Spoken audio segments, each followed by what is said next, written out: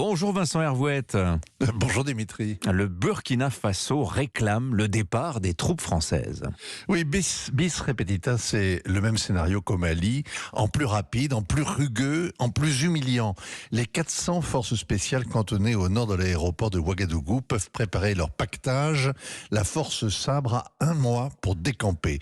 Les putschistes du Burkina ressemblent comme des frères à ceux du Mali, des soudards, meilleurs pour les embuscades de bureaux. Ils ont fait 2 putschs en un an, que pour combattre les djihadistes qui contrôlent désormais 40% du pays.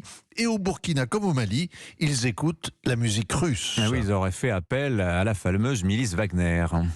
Le Premier ministre burkinabé a gagné Moscou en catimini avant Noël. La semaine dernière, en quittant l'ambassadeur de Russie, il a expliqué suavement que le Burkina devait diversifier ses partenariats. Mardi, le capitaine Traoré, qui est le chef des putschistes, a déclamé que son combat pour la souveraineté était engagé.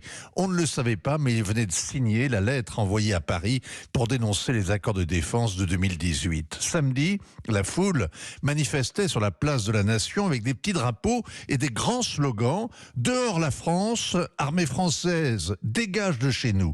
Sur l'estrade, des portraits géants du capitaine Traoré, de ses homologues putschistes du Mali et de Guinée, et aussi Vladimir Poutine avec son petit sourire. Alors le président Macron a dit hier soir qu'il voulait une clarification, qu'il y avait de la confusion, qu'il attendait de parler avec le président de la transition.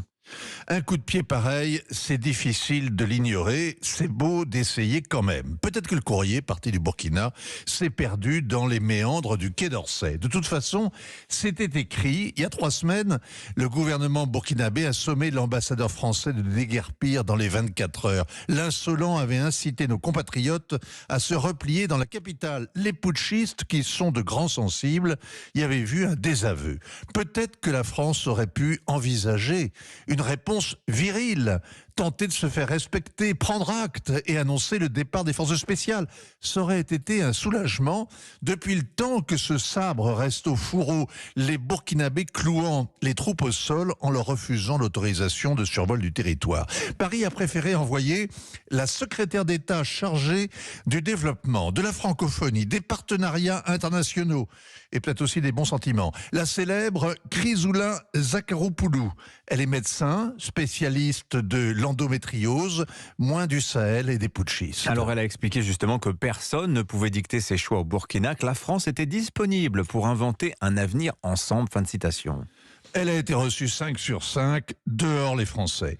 Le bedonnant capitaine Traoré s'est bombardé président de la transition. On se demandait de quelle transition il s'agissait. Désormais on le sait, la transition de Paris à Moscou.